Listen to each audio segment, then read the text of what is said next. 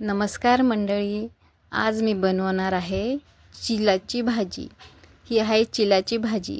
याच्या दांड्या अशा लालसर असतात आणि छोटे छोटे पानं असतात. ही खायला खूप चांगली आहे, आयुर्वेदिक आहे. ही सहसा मार्केटमध्ये मिळत नाही. जर मिळाली तर घ्यायची आपण विकत आणि नक्की करायची. ही भाजी खूप औषधीकारक आहे, रक्तवाढीसाठी आहे. यासाठी मी साहित्य घेतले. हरभऱ्याची डाळ भिजू घातली, मिरची, शेंगदाणे, कोथिंबीर आणि लसूण. इथे मी चिलाची भाजी निवडून घेतली. ही भिजलेली डाळ चिलाच्या भाजीमध्ये टाकून आपल्याला ही भाजी शिजून घ्यायची, अशी गाळ शिजायची. ही भाजी आंबट नसते. याच्यामध्ये थोडंसं पाणी, हरभऱ्याची डाळ आणि शिजवायला ठेवायची. ती भाजी छान गाळ शिजून घ्यायची. त्यामध्ये तुम्ही शेंगदाणे पण टाकू शकता, खोबरं पण टाकू शकता. तुम्हाला जर आवडत असेल तर थोडेसे खोबऱ्याचे तुकडे तुकडे करून टाकायचे, छान लागतात ते खायला पण. ही गाळ भाजी शिजून घ्यायची. त्यासाठी मी मिरची, शेंगदाणे, लसूण, कोथिंबीर हे सगळं साहित्य मिक्सरमधून बारीक करून घेते. शेंगदाणे मी भाजलेले घेतले.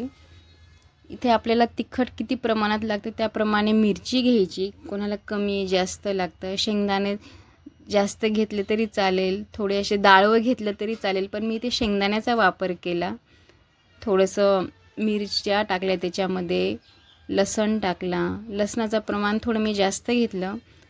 हे मिक्सरमधून बारीक करून घेते आणि गॅसवर मी भाजी शिजवायला ठेवली. ती किती गाळ शिजली ती बघते.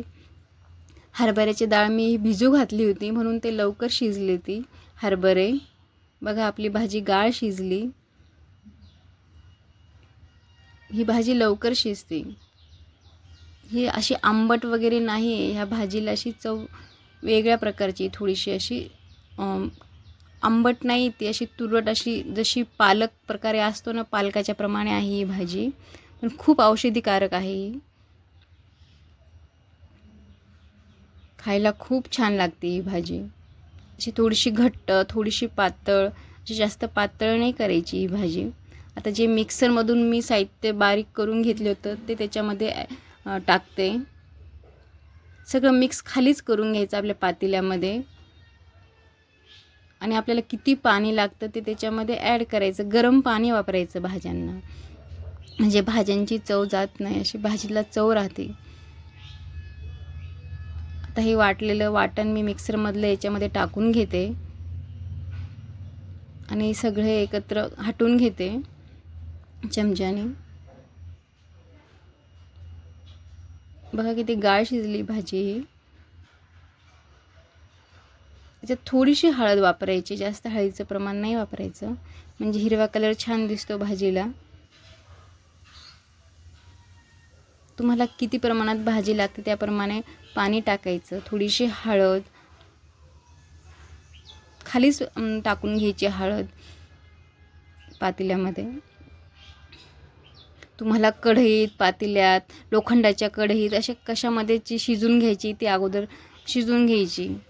मी इथे पातेल्यामध्ये शिजवली भाजी. आता मी याच्यामध्ये थोडं पाणी टाकून गॅसवर शिजवायला ठेवते, म्हणजे अशी पाण्याला उकळी आणायला.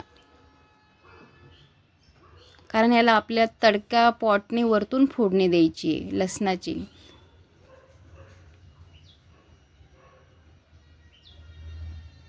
याच्यामध्ये चवीनुसार मीठ टाकायचं आणि पाणी टाकायचं. इथे मी एक तडका पॉट घेतला. 1 ते 1.5 लसणाचे कांडे निवडून घेतल्या, लसण, आणि आता तेल टाकून त्याच्यामध्ये लसण, जिरे, मोहरी,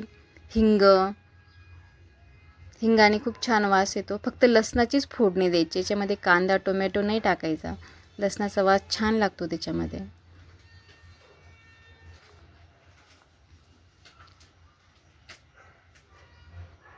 वरतून फोडणी दिली ना, खायला खूप छान लागते भाजी.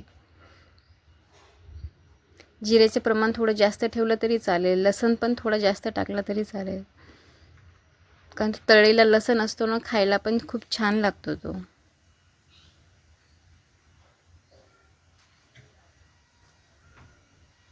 बघा, भाजीला आपल्या उकळी आली. आता वरतून फोडणी देते.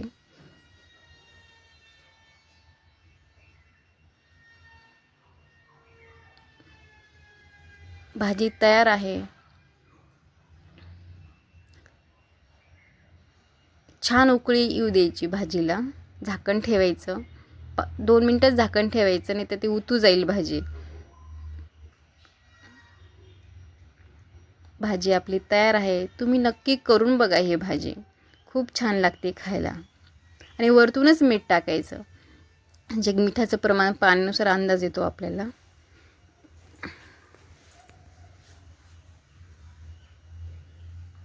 चिलाची भाजी तयार आहे. तुम्ही नक्की करून बघा. आवडल्यास लाईक करा, सबस्क्राईब करा.